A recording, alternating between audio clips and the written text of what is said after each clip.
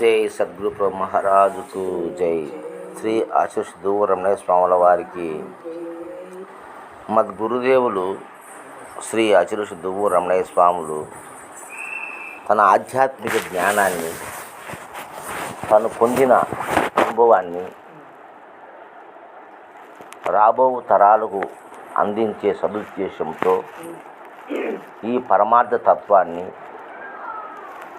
సంపూర్ణంగా ఎలాంటి సంశయము లేకుండా అందరికీ తెలపాలనేటువంటి సదుద్దేశంతో రాబోయే తరాలు తెలుసుకొని తరించాలనేటువంటి ముఖ్య ఉద్దేశంతో పరమార్థ జ్ఞాన ప్రకాశం అనే ఒక గ్రంథాన్ని రచించాడు. అందులో ఎన్నో విషయాలను తన అనుభవపూర్వకంగా తెలిపినాడు. తాను పొందిన పారమార్థిక తత్వాన్ని అనేక శాస్త్రాలను ఆధారంగా చేసుకొని, సొంతంగా కాకుండా ముందు చెప్పిన పెద్దల శాస్త్రాలను ఆధారంగా చేసుకొని కొన్ని శృతులను, కొన్ని ఉపనిషత్తులను, భగవద్గీతను, మరి వేదాలను, వాటి నుంచి కొన్ని పదాలను, వాక్యాలను తీసుకొని నిరూపణ చేస్తూ, అంటే గురోర్ వాక్యం శాస్త్రదృశ్యం మనోనిశ్చయం అన్నట్టుగా ఆ యొక్క పందాలో తన ఆధ్యాత్మిక అనుభవాన్ని ఒక పుస్తకం రూపంలో పెట్టుకున్నాడు మహనీయుడు. మరి దాంట్లో ధ్యానము అనే ఒక సబ్జెక్ట్ గురించి మనం మాట్లాడుకుందాం. ఆయన ధ్యానం గురించి రాసినాడు.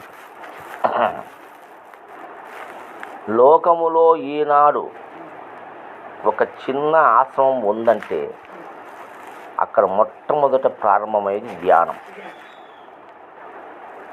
కొన్ని కోటాను కోట్ల ఆశ్రమాలు ఈ భూమండలంలో ఉన్నాయి.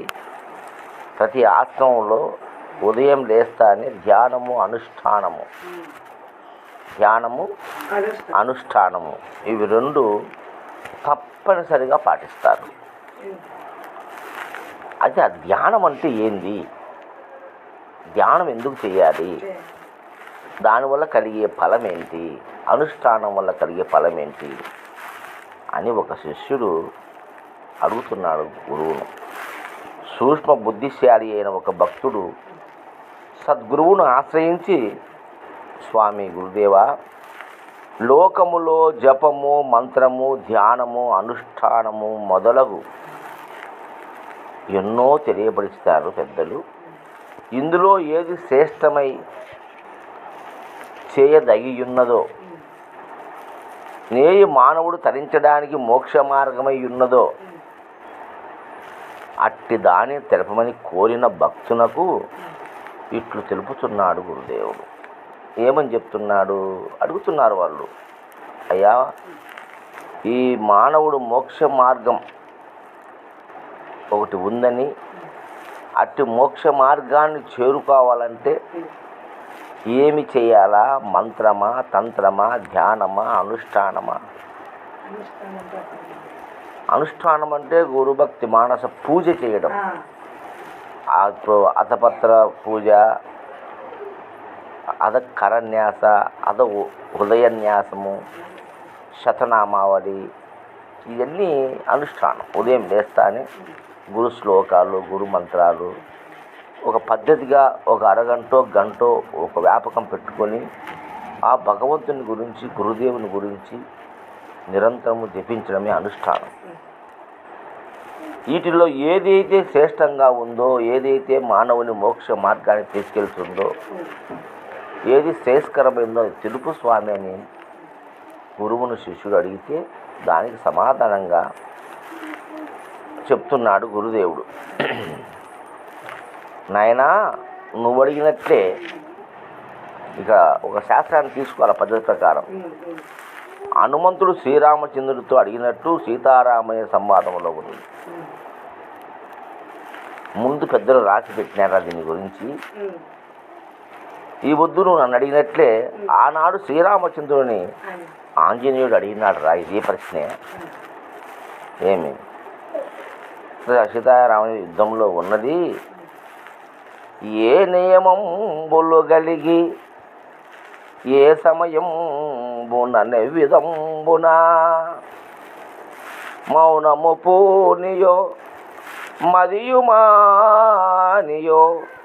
మంత్రము తంత్రమెద్దియో నీ నయ రూపమారయగ నిర్గుణమో సగుణంబో నెమ్మదిన్ ధ్యానము చేయగా వలయు నన్నియు ప్రేమ నెరుంగ చెప్పవే. అడుగుతున్నాడు హనుమంతుడు రాముని, అయ్యా ఏ నియమంబులు కలిగి ఏ సమయంబున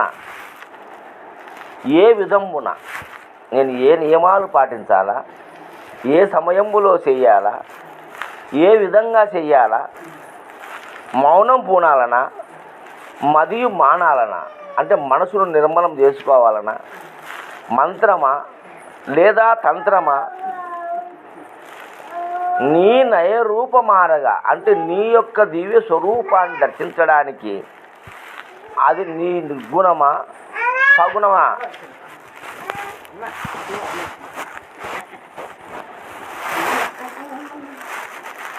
అది నిర్గుణమా సగుణమా, నెమ్మదిన్ లేక నెమ్మదిగా ధ్యానం చేయగలయ్యా, అన్నీ నాకు ప్రేమతో చెప్పు స్వామి. నీ దివ్య రూపాన్ని నేను తెలుసుకోవాలంటే నాకు ప్రేమతో చెప్పు అని అడుగుతున్నాడు హనుమంతుడు శ్రీరామచంద్రుని. అని హనుమంతుడు అడగగా రాముడు తనలో తాను నవ్వుకొని, గురుదేవుడు తనలో తాను నవ్వుకొని ఈ హనుమంతునికి సర్వం బోధించినాను, స్వస్వరూపమైన శ్రీరామతత్వము తెలియపరిచినాను, సర్వము శ్రీరామమయమేనని నిరూపణ చేసినాను, ఆ స్వస్వరూప సాక్షాత్కారముతో అఖండ జ్ఞానము కలుగక ఆత్మానుభూతితో నిలకడ లేక దేహాభిమాని అయి దేహమే నేననుకొని భిన్నమైన తలంపుతో రాముని ధ్యానించేదానికి ఏ నియమములు కావలేను, దానికి ఏ సమయము ఏ కాలము యోగ్యతగా నుండును, మౌనముతో ఉండవలయునా, అది అవసరము లేదా, దానికి మంత్రము తంత్రము ఏదైనా ఉన్నదా, నన్ను నిర్గుణని ధ్యానించవలయునా, నిన్ను నిర్గుణని ధ్యానించవలనా సగుణుడిని ధ్యానించవలయునా, ఆ విషయము నాకు ప్రేమతో తెలుపమని ఆంజనేయుడు అడుగగా దేహాభిమానము ఎంతదియో అని గమనించిన శ్రీరామచంద్రుడు ఇట్లు తెలుపుతున్నాడు, ఒరే ఈయనకి నేను అన్నీ చెప్పినాను, రామమయం ఈ జగమంతా రామమయం, నీ స్వరూపము శ్రీరామమయం అనేటువంటి విషయాన్ని నేను తెలిపి మరి స్వస్వరూప అఖండ జ్ఞాన సాక్షాత్కారముతో ప్రబోధించినప్పటికీ దేహాభిమాని అయిన ఈ హనుమంతుడు మరి ఈ విధంగా మళ్ళీ నన్ను అడుగుతున్నాడే, ఏం చెప్పాలి వీనికి అని శ్రీరామచంద్రుడు చెప్తున్నాడు దూరమనే స్వామి. తన సొంతం చెప్పడంలే, సొంతం చెప్తే ఎప్పటికి తెలుసునో తెలియదో అనుకుంటారని సీతారామనే సంవాదంలో చెప్పినాడు రా. ఏం చెప్తున్నాడు రాముడు, సంతతమ్మును తనుగాంచు సజ్జనునకు, సంతతమ్మును తనుగాంచు సజ్జనునకు మంత్రతంతంబులేల కర్మంబులేల జపతపోవ్రత ధాన యజ్ఞంబులేలా నామవర్ణాశ్రమాభిమానంబులేలా. ఎంత చక్కగా చెప్పినాడంటే ఎవని యథార్థ స్వరూపము ఆకారరహితముగానున్నదో, ఎవనికి జనన మరణములు లేవో, నెవడు సర్వవ్యాపకుడై సర్వమును దూచుచుండునో, ఎవరు దేహాదులైన సర్వ ప్రపంచమునకు పురాతనుడో, నెవడు పరమాణువు కంటే సూక్ష్మై ఈ చక్షులకు గోచరింపకుండునో, యముని సాన్నిధ్యముచే ఈ విశ్వమంతయు నడుచుతున్నదో, ఎవడు ఈ రూపనామములనంతా ఉన్నతము చేసెనో, ఎవరు ఈ జగత్తుకంతకు మూలాధారమో, ఎవడు చింతించడానికి సాధ్యము కాక ఇండునో, అట్టి సర్వమంగళప్రదుడైన భగవంతుని దర్శించేందుకు ఉత్తమోత్తములైన జిజ్ఞాసులు అనేక విధముల ఆరాటపడుచు తపములు, యోగములు, ధ్యానములు, అనుష్ఠాన విధులెల్లయు సలిపినను ఆ భగవంతుని సాక్షాత్కారం పొందలేక నిరాశను పొంది దేహములు అంతరించిపోవుచున్నవి. ఆ భగవంతుడు సర్వాంతర్యామిని సకల శాస్త్రములు సర్వమతములు తెలుపుచున్నవి. అట్టి సర్వము నిండియుండిన ఆ పరమేశ్వరుడు ఈ నేత్రములో కనపడకపోవడము, ఈ నేత్రములు ఎంత పాపభూయిష్టమై ఉన్నాయో ఆయనను చూపించే ఊహించే దానికి ఈ మనోబుద్ధులు ఎంత నిరుపయోగములై ఉన్నవో పెద్దలు తెలిపినట్లు కోట్ల సంవత్సరములలో వేల కొలది మనుష్యులలో ఒకానొకనికి మాత్రమే ఆ ఆత్మప్రాప్తి కలుగుని తెలపడం సత్యముగానే ఉన్నది. అట్టి బ్రహ్మము హృదయమునందు స్వసిద్ధమై జీవుని యొక్క యథార్థ స్వరూపమే అయినను ఆ నిజమును తెలుపు సద్గురు ముఖము నుండి బయలు వెడలినప్పుడే తానంతట తాను ప్రత్యక్షానుభవం మనకు వచ్చును. అట్లు గురుముఖైనా గాక కోటి కల్పములు ఎన్ని కర్మలు ఆచరించినా, ఎన్ని ధ్యాన అనుష్ఠానములు సరిపినా గోచర పడకనేయుండును. ఆ పరమాత్మని సాన్నిధ్యము వలనే ఈ దేహక్రియలెల్లయు ఉత్తమ రీతిని జరుగుతున్నవి. ప్రకృతి రూపముగా ఆ దేహమున వ్రతముగా ఆశ్రయ భూతుడుగా ఆ భగవంతుడు ఉన్నందువలన ఈ తనిని ఏకపత్ని వృతుండనియు పురుషుండనియు పిలువబడుతూ సర్వాధారుండైన జగన్ నియామకుండైనై ఏ అనంత స్వరూపమున్నదో ఆ స్వరూపము దగ్గరకు 4 వేదములు శబ్దములతో కూడి బహూల్యములై ఎంత గొప్పగా ఉన్నను ఆయన వాకిలి చూచుటకు సాధ్యము కాక శబ్దములన్నీయు వాకిలి ద్వారము కివతలే నిలిచిపోవుచున్నవి. అట్టి పరబ్రహ్మమును పొందుటకు నెవరు తన మనసులోనున్న వాసనలు సమూలముగా నిలువబడునో, ఎవని కోరికలు ఎల్లయు నిర్మూలమగునో, ఎవని భ్రాంతులెల్లయు శమించిపోగునో, లోక వాసన, శాస్త్ర వాసన, దేహ వాసన మచ్చుకైనా వాని దగ్గర లేకయుండునో, అట్టి వానికి ఆ సర్వేశ్వరుడు ఎక్కడో దూరముగా ఉండక దగ్గరనేయుండును. అనగా ఇతర లోహ మిశ్రమములు తొలగినప్పుడు శుద్ధ సువర్ణము మాత్రమే మిగిలినట్లు చిల్లగింజతో మాలిన్యము తొలగి శుద్ధ జలము తోచినట్టులా ఆ బ్రహ్మము సంకల్ప వికల్పములు నశించిన పిదప జీవునకు సహజముగానే ప్రాప్తించుతున్నది. అట్టి అనుభూతిని పొందిన మహాత్ముడు ఆ పరమాత్మ తప్ప అన్యము నేదియు తలంపడు. ఆ భక్తుని నిశ్చయ భావము అపారవంతమగు పురుషోత్తముని విడువక ఇండును. ఆ సంప్రాప్తము త్రిగుణాతీతులుగా ఉన్న వారికి సుఖ సామ్రాజ్యముగా ఇండును.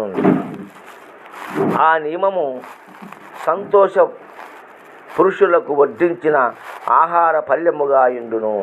ఆ స్థానము చల్లటి స్థానముగా సత్వవిధులు భావింతుడు. అట్టి స్థితి ప్రాప్తించిన జీవుడు తిరిగి జన్మకు రాడు. అట్టి స్వరూపం ఏదిగా ఉన్నదో అది ఏ ఉత్తమమైన స్థానమని ఎవరి భావనలో నిలకడయుండునో ఆ స్వరూపావలోకనములో ఎవరు తత్పరులై ఇందులో అట్టి ఆత్మజ్ఞాన సింహాసనమెక్కిన వారికి మనోరూపములు తొలగిపోవుచున్నవి, చిత్తవృత్తులు నశించిపోవుచున్నవి, భావనలు రహితపడుచున్నవి, ఇంద్రియాదులు నిర్వీర్యమవుతున్నవి, శబ్దాదులు రహితపడి శబ్దమునకు ఆధారమైన ప్రభావమనే ఓంకార శబ్దము నిశ్శబ్దమై పోవుచున్నది.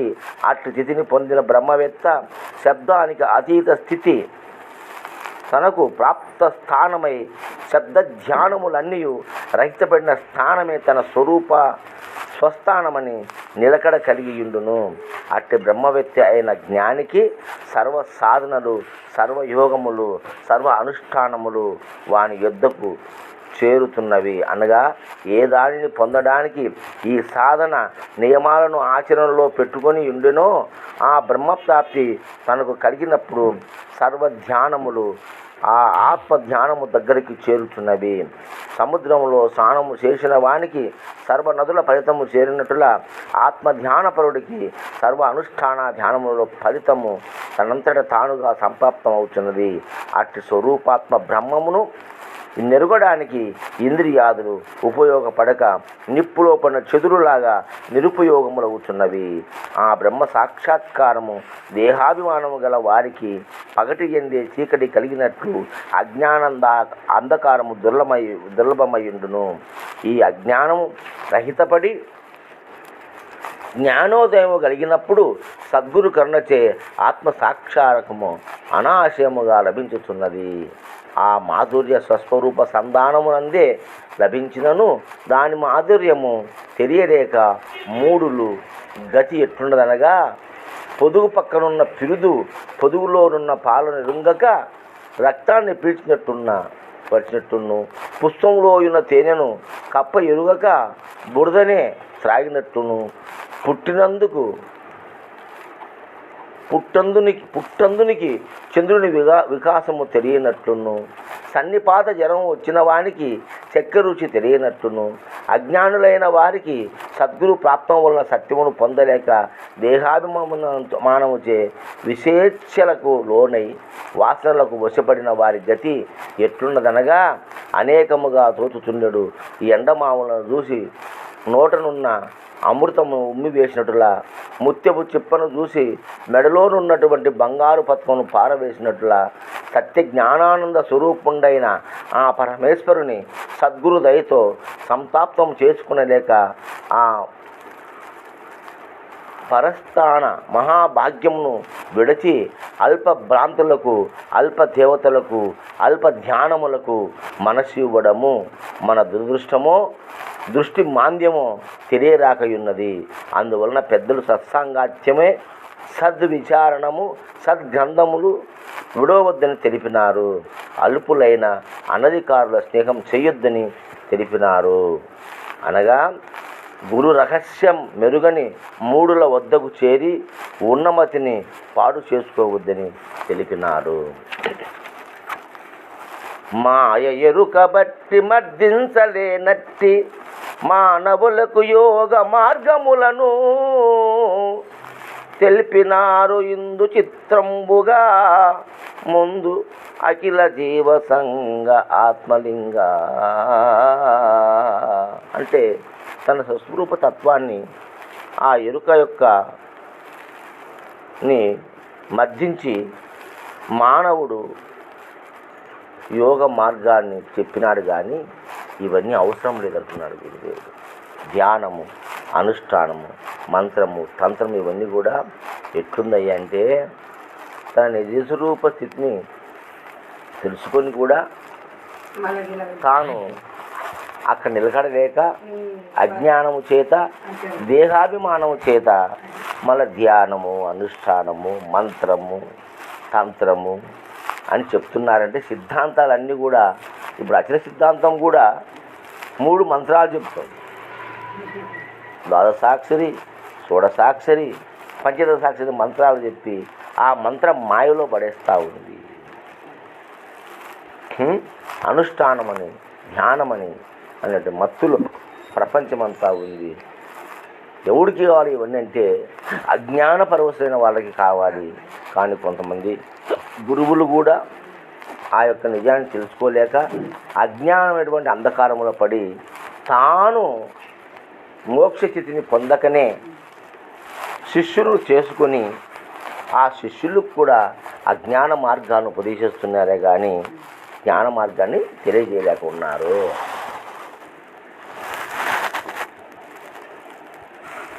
అని చెప్తున్నాడు దువ్వు రమణయ్య స్వామి. ఇక్కడ ఎంత చక్కగా చెప్తున్నాడో చూడు. అంటే చతుర్వేద మహావాక్యములైనటువంటి శబ్దాదులు కూడా ఆ మోక్ష మార్గానికి వాకిలి కాడికి కూడా పోవురా, వాకిలి యువత నిలబడిపోతున్నాయి అనేటువంటి మాటనైనా చెప్పినాడంటే ధ్యానము, అనుష్ఠానము, మంత్రము, తంత్రము ఇవన్నీ కూడా అజ్ఞానులకు చెప్పిన మాటలే కానీ జ్ఞానులకు చెప్పిన మాటలు కాదు నాయన. గురు వాక్యము, సద్విచారణ, సత్సాంగత్యము ఉరుముకేనా నువ్వు ప్రబోధలు పొంది ఈ సమస్త విశ్వానికి ఏదైతే మూల విరాట్టో, ఈ సమస్త జగత్తును ఏదైతే తనలో దాచుకొని ఉన్నదో, ఈ సమస్త జగత్తు ఏ దాని చేతైతే ఇది సృష్టి స్థితి లయములు జరుగుతున్నదో, ఏదైతే పరంధామమై ఉన్నదో, ఏదైతే పరమ పూజనీయమై ఉన్నదో, ఏదైతే అద్వైతమై ఉన్నదో, ఏదైతే రెండు కాకుండా ఉన్నదో, ఏదైతే సత్యమై శాశ్వతమై అనంతమై ఆది మధ్యాంతరహితమై మానస నగోచరమై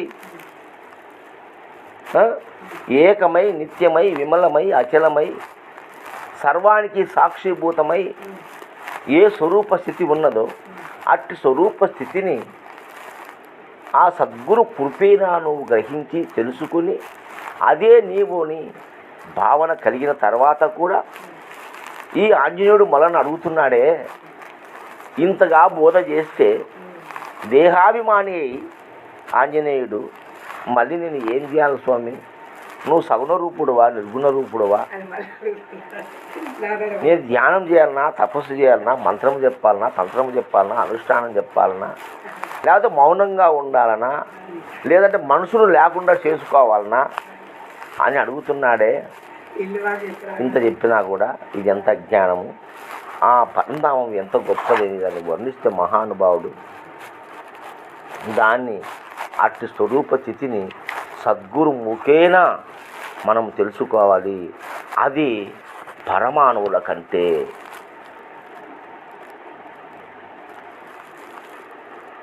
సూక్ష్మమై ఈ చక్షువులకు గోచరింపకుండా ఉన్నది. అది పరమాత్మ కన్నా పరమాణువు కన్నా సూక్ష్మమై ఉన్నది. ఈ యొక్క మాంసపు నేత్రాలకు అది కనిపించదు. ఎవరి యొక్క గొప్పతనము చేత, ఎవరి యొక్క దివ్య శక్తి చేత ఈ ప్రపంచమంతా, ఈ విశ్వమంతా నడుస్తూ ఉండదు.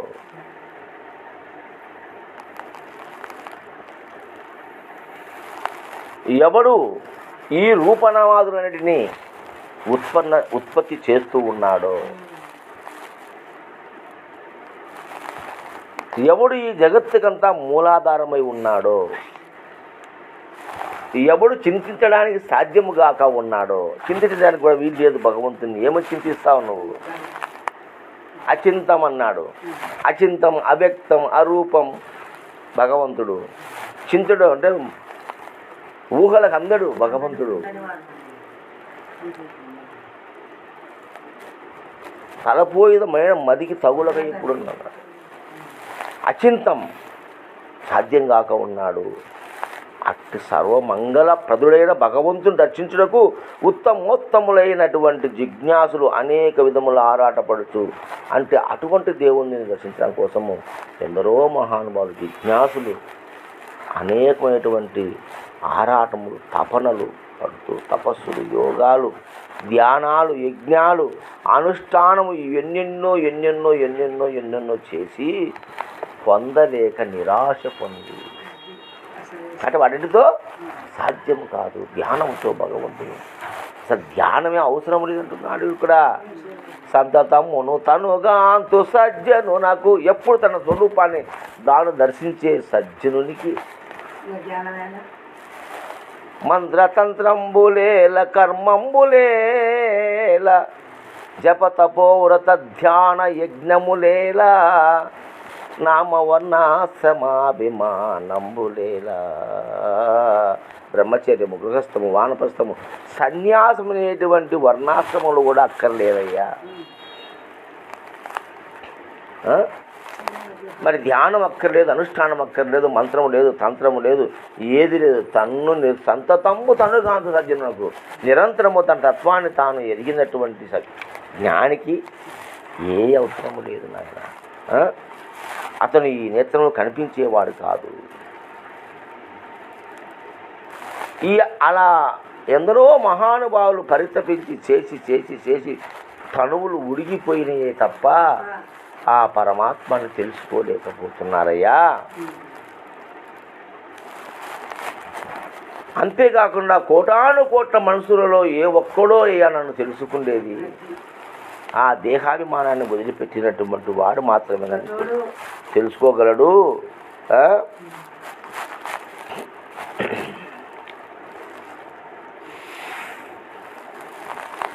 మరి అటువంటి స్వస్వరూపమైనటువంటి ఆ యొక్క స్వతసిద్ధమైనటువంటి ఆ పరమాత్మ స్వరూపాన్ని తెప్పాలంటే ఆ నిజము తెలిసిన నిజ గురువు కావాలి తప్ప ఆ నిజతత్వాన్ని తెలియని గురువుల దగ్గర ఎంతమంది దగ్గర నువ్వు శుశ్రూషలు చేసినా తనమన ధనములు అర్పించినా వ్యర్థములే కానీ దానివల్ల ప్రయోజనము కొనకూడదు, చేయకూడదు. అక్కడ ఎక్కడ కూడా ఇంద్రియాలకు లోబడినటువంటి విషయాలు ఒల్లించుకొని వాటిలో చిక్కి చచ్చిన వాడు ఏం చెప్తాడమ్మా నీకు? నిరంతరము నోరు తెరిస్తే అబద్ధాలు, ఈర్ష్య, ద్వేషము, పగ, ప్రతీకారాలు, మోసము, దగ, ఇలా ఉండేవాళ్ళు పరమార్థాన్ని చెప్పడానికి పలకడానికి కూడా అర్హత లేదు వాళ్ళకు. అటువంటి వాళ్ళు మేము గురువులమని చెప్పుకొని ఏ మంత్రమో తంత్రమో ఇచ్చి నువ్వు చెయ్యాల బాగా, నువ్వు చెయ్యాలనైనా బాగా, నువ్వు చేస్తే తెలియబడుతుందంటే శ్రీరామచంద్రుడు చెప్పిన ముందు అరే అవన్నీ అక్కర్లేదురా, వాటికి దొరికేవాడు కాదురా భగవంతుడు. అలా ఎంతోమంది కోటాను మంది చేసి చేసి చేసి ఒకటి శరీరాన్ని పటుత్వం సడలిపోయి వెడలిపోయినారా చేతగాక, మళ్ళా వాటిని చెప్పు స్వామి నేను చేస్తానని అడుగుతున్నావు. ఏందిరా నీ అజ్ఞానము?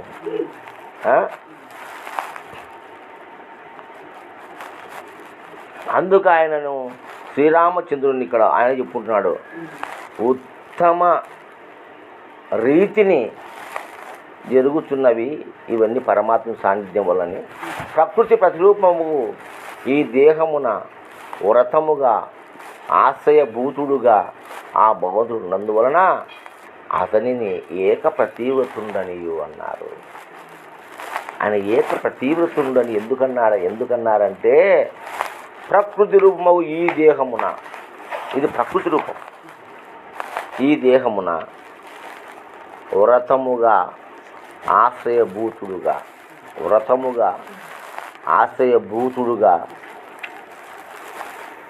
ఆ భగవంతుడు ఉన్నందువలన ఈతనిని ఏక ప్రతీవ్రతుండనియు పరమపురుషుండనియు పిలబడుతూ సర్వాధారుండైన జగన్ని నియామకుండై ఏ అనంత స్వరూపమున్నదో ఆ స్వరూపము దగ్గరకు 4 వేదముల శబ్దములు కూడా అహం బ్రహ్మస్మి, అయమాత్మ బ్రహ్మ, ప్రజ్ఞానం బ్రహ్మ, తత్వమసి కూడా పోలేవురా. ఈ 4 మహావాక్యాలు కూడా అతని దరిచేర్చలేవు. నిన్ను మాయలో పెడతాయి. ఈ మహావాక్యాలు కూడా నిన్ను మాయలో పెడతాయి. అంటే ఎంత అటువంటి స్థితిని పొందాలంటే ఏ సాధన పనికి వస్తుందిరా? ఏ సాధనకు సాధ్యపడేది కాదు. అది గురు కృప కలగాలి, ఆ గురు దయ కలగాలి. అటువంటి వాళ్లకు మాత్రమే ఆ భగవంతుడు నీకు తెలియపడతాడు తప్ప అన్యదా తెలియడానికి అవకాశం లేదు అని 4,000 శబ్దాలు కూడా వాక్యములై ఆ వాక్యం ముందర నిలబడిపోతున్నాయి అంటున్నాడు.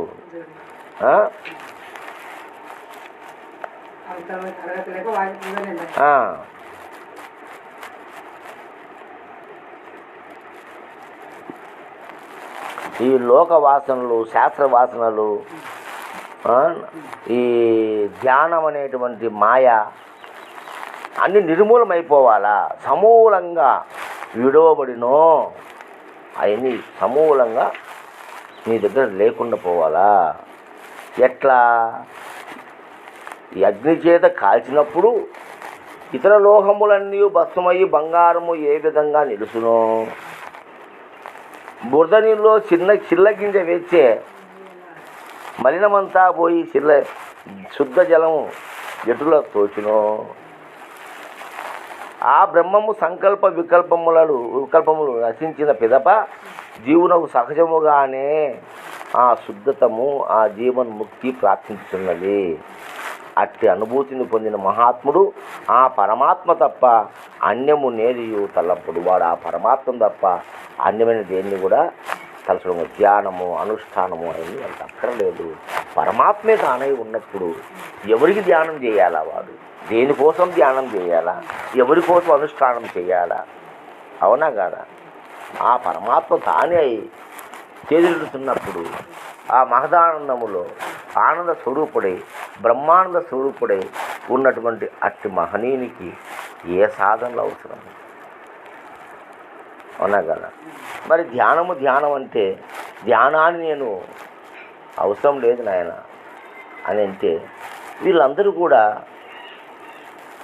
మా స్వామి చెప్పలే, నాయన చెప్పినాడా, ఇవన్నీ అనే ఆ నాయనే చెప్పినాడు. ఇది చదువుకోండి, పరమాత్మ జ్ఞాన ప్రకాశాన్ని చదువుకోండి.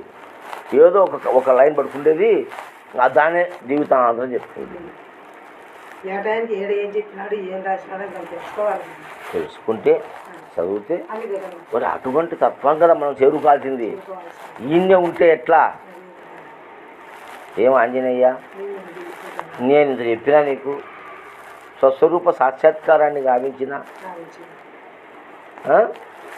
జగమంతా రామస్వరూపమే అని చెప్పినా అయినా నువ్వు మళ్ళా స్వామిని నేను ఎలా కొనసాగిందని అడుగుతుండావే. ఏమన్నా అజ్ఞానము కదయ్యా ఇది అని చెప్పేసి ఆ యొక్క పరమాత్ముడు ఆయనకు తెలియజేస్తూ ఉన్నాడు. ఇది మనిషి తెలుసుకోవాల్సినటువంటి అతి ప్రాధాన్యమైన విషయం. దేశపురి మహారాజు జై.